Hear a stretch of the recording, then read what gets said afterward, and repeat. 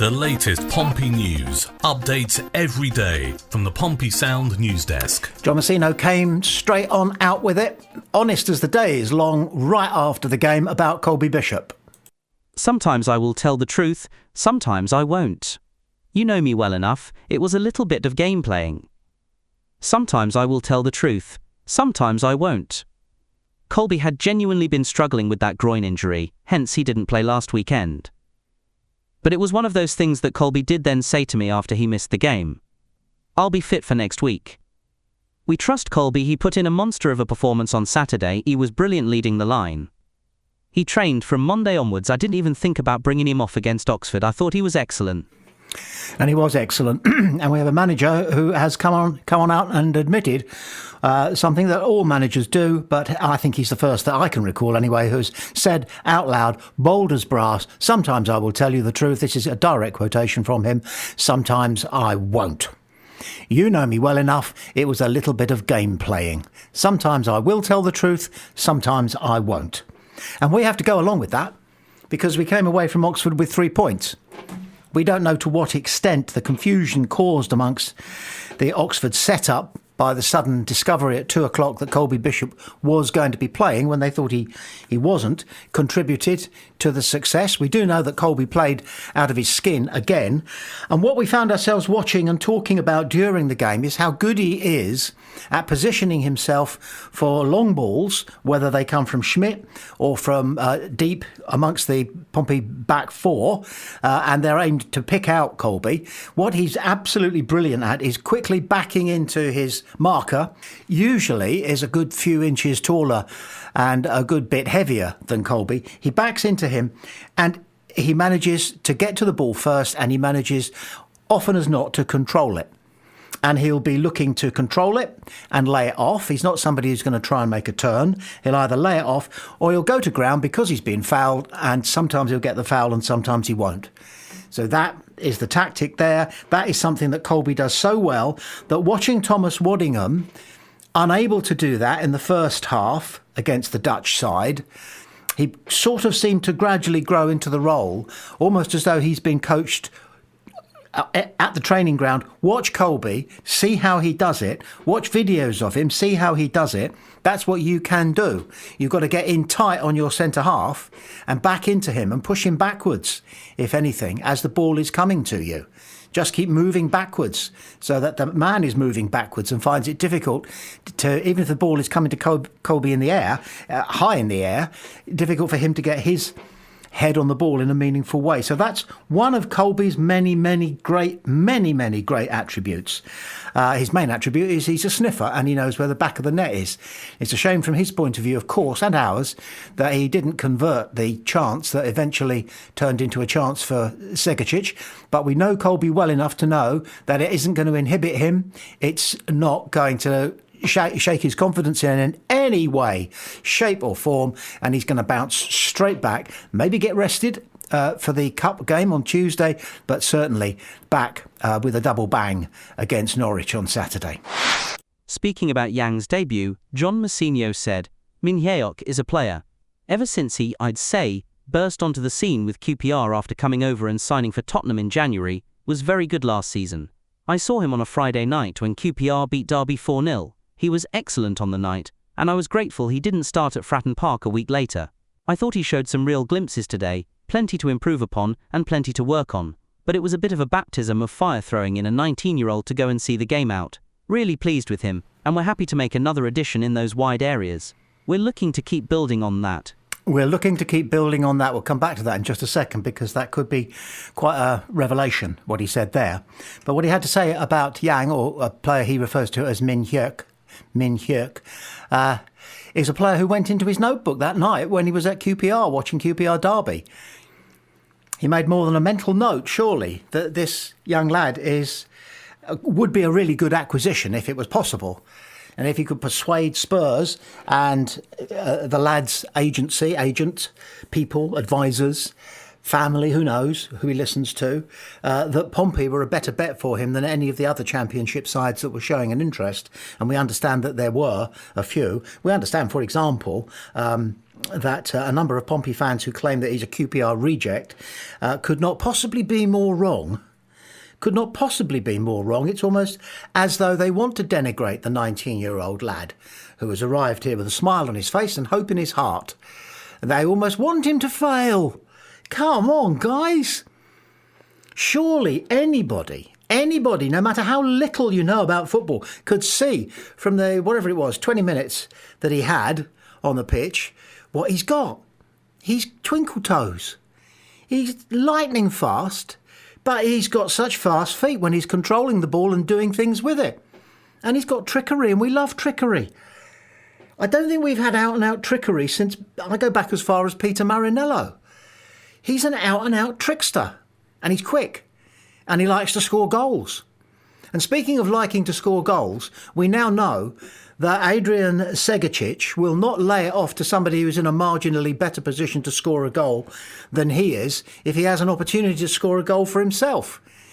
And that's borne out by the statistics, because our understanding is that last year in the Aussie A-League, he was top scorer with 13 and no assists. I'll say that again. And no assists. So John Messino's final word when talking about Min Hyuk, we are looking to keep building on that. There's an element of ambiguity about that. Is he saying that we're looking to build on what we have with the Korean, with SEGECIC, with all our new arrivals, or are there more being planned? Are we going to bring in some more players between now and the 1st of September?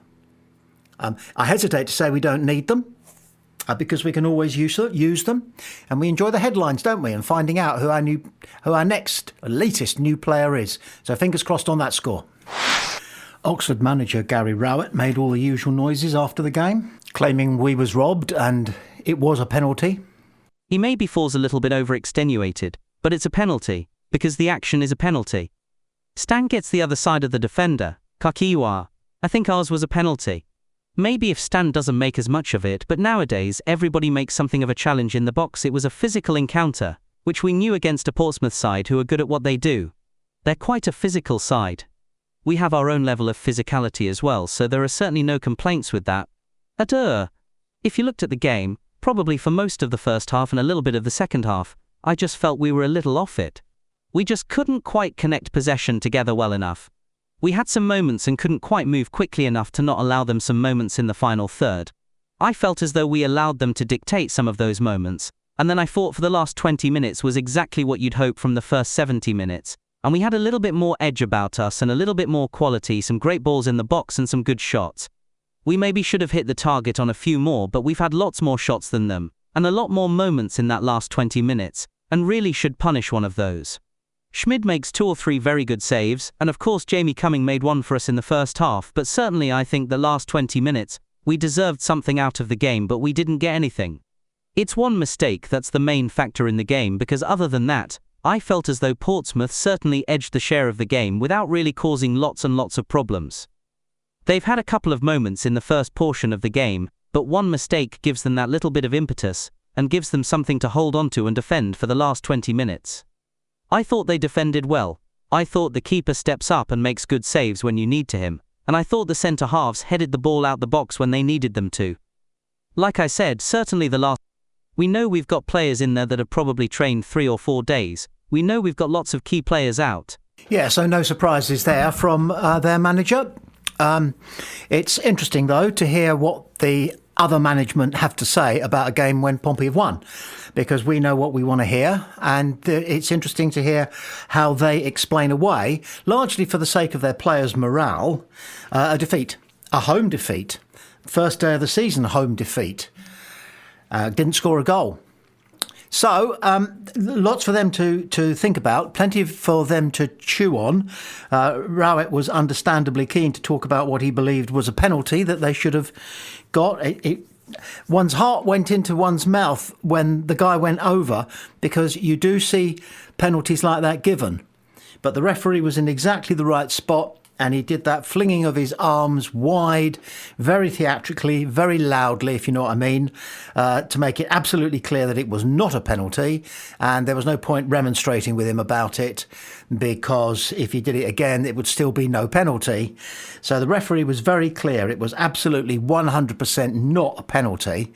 But you can kind of understand Gary Rowett wanting to make out that maybe it was, and we was robbed, and maybe, what did he say with his exact words? Maybe a little bit extenuated.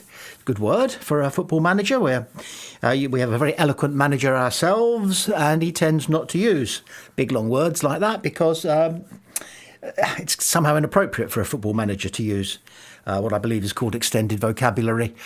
So all in all, predictable stuff from Gary Rowett, but he did say some nice things about Pompey. He said we defended well. And he said we controlled the game, but we didn't make that many too many chances. Well, we did. Bianchini could have had a couple, for sure. One was an open goal, which we created. That's a chance. The header that he had at the back post didn't get much of a connection on it. That could have gone in. That was another chance. And before SEGECIC got his fantastic goal, Colby Bishop was one-on-one with the keeper. That's another chance. So we could have we created 4 or 5 chances just in the first half, Mr. Rowett. But of course, it's not good for you to concede that, because obviously your board of directors are going to be poring over your every word, and you want to make sure that they feel as good about the current situation at Oxford. I believe they're owned by some businessmen business persons, you have to say nowadays, from Indonesia. I presume they're in Indonesia, so they're going to be scouring the internet to find out how their team did. And possibly already starting to wonder about whether their team needs a new manager, because they went on about this a lot on the BBC yesterday, the fact that John Messino is the longest serving manager in the Championship, of Championship sides. I think there's somebody who's come up and somebody who's been relegated, who've been in that job a little bit longer than him. But it's an important point. It's worth considering the managerial merry-go-round in the Championship. It's not a game that we play at Pompey, but everybody else seems to.